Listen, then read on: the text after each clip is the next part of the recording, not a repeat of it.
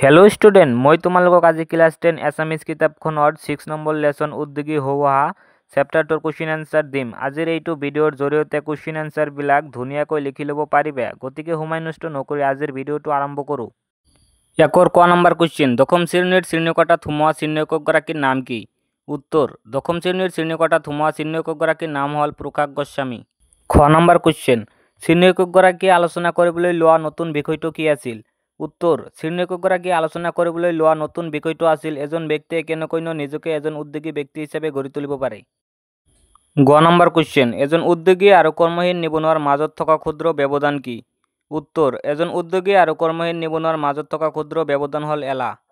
ঘ number question, এজন সফল উদ্যোগী হ'বলৈ কি কি গুণৰ প্ৰয়োজন? উত্তৰ, এজন সফল উদ্যোগী হ'বলৈ ধৈৰ্য, একাগ্ৰতা, নিয়মানুৱৰ্তিতা, সময়ানুৱৰ্তিতা, আত্মবিশ্বাস আৰু হাৰ নমনা মনোবৃত্তি এই গুণবোৰৰ প্ৰয়োজন। নেক্সট কুৱেশ্যন, কোকা কোলা কোম্পানীৰ বিজ্ঞাপনটোত কোৱা কথাটো কি? উত্তৰ, কোকা কোলা কোম্পানীৰ বিজ্ঞাপনটোত য'ত কোৱা হয় eat cricket, sleep cricket, dream cricket, drink cricket, উদ্যোগী হ'ব বিচৰা এজন ছাত্ৰ বা ব্যক্তিৰ বাবে এই বিজ্ঞাপনটো অতি গুৰুত্বপূৰ্ণ। 6 নম্বৰ কুৱেশ্যন, নাৰায়ণ মূৰ্তি কোন? উত্তৰ, নাৰায়ণ মূৰ্তি ভাৰতবৰ্ষ তথা বিশ্বেৰ এজন সফল উদ্যোগী। নেক্সট কুৱেশ্যন, ভিজিতে ছাৰক উদ্যোগী সম্পৰ্কে কি কৈছিল? উত্তৰ, ভিজিতে ছাৰক উদ্যোগী সম্পৰ্কে কৈছিল যে উদ্যোগীসকল হ'ল এনে ব্যক্তি যিয়ে নিজে ব্যৱসায় বা উদ্যোগ আৰম্ভ কৰি কোনো বস্তু বা সেৱা বিক্ৰী কৰি নিজৰ জীৱিকা উলিওৱাৰ লগতে আনকো কৰ্মসংস্থান দিবলৈ সক্ষম হয়। নেক্সট কুৱেশ্যন, প্ৰথম অৱস্থাত উদ্যোগীয়ে কি কৰিবলৈ সাজু থাকিব লাগিব? উত্তৰ, প্ৰথম অৱস্থাত এজন উদ্যোগীয়ে জোতা চিলাইৰ পৰা চণ্ডীপাঠ সকলো কৰিবলৈ সাজু থাকিব লাগিব, লগতে সৰুতে চাইকেল শিকাৰ দৰে পৰি উঠিবলৈ সাজু থাকিব লাগিব। নেক্সট কুৱেশ্যন, টমাছ আলভা এডিসনে ইলেক্ট্ৰিক বাল্ব তৈয়াৰ কৰোঁতে বাৰে বাৰে বিফল হৈ কি কৈছিল? উত্তৰ, টমাছ আলভা এডিসনে ইলেক্ট্ৰিক বাল্ব তৈয়াৰ কৰাত বাৰে বাৰে বিফল হৈ মন্তব্য কৰিছিল, মই বিফল হোৱা নাই, মাত্ৰ বুজিলোঁ যে 10,000 ধৰণে ই কাম নকৰে। তাৰপিছত 2 নম্বৰৰ 4টা কুৱেশ্যন আছে, তোমালোকে লিখি লোৱা। ক নম্বৰ কুৱেশ্যন, উদ্যোগী পুৰুষ সিংহৰ সমান এলেহুৱা কাপুৰুষৰ নিচান, শিক্ষকগৰাকীয়ে কিয় এনেদৰে ক'লে বুজাই লিখা। উত্তৰ, উদ্যোগী পুৰুষ সিংহৰ সমান এলেহুৱা কাপুৰুষৰ নিচাৰ ইয়াৰ অৰ্থ ইয়ে যে এজন উদ্যোগী অৰ্থাৎ এণ্ট্ৰপ্ৰিনিয়ৰ আৰু কৰ্মহীন নিবনুৱাৰ মাজত থকা ক্ষুদ্ৰ ব্যৱধান হ'ল এলাহ। আচলতে সকলোতকৈ সহজ কাম হ'ল এজন উদ্যোগী বা এণ্ট্ৰপ্ৰিনিয়ৰ হোৱা, কিয়নো ইয়াৰ বাবে কোনো বিশ্ববিদ্যালয়ৰ ডাঙৰ ডিগ্ৰী নালাগে। ইয়াৰ বিপৰীতে আটাইতকৈ কঠিন কাম হ'ল এজন সফল উদ্যোগী হোৱা। খ নম্বৰ কুৱেশ্যন, সফল উদ্যোগী হ'বলৈ কিয় কঠিন? উত্তৰ, এজন সফল উদ্যোগী হ'বৰ বাবে লাগিব ধৈৰ্য, একাগ্ৰতা, নিয়মানুৱৰ্তিতা, সময়ানুৱৰ্তিতা, আত্মবিশ্বাস আৰু হাৰ নমনা মনোবৃত্তি।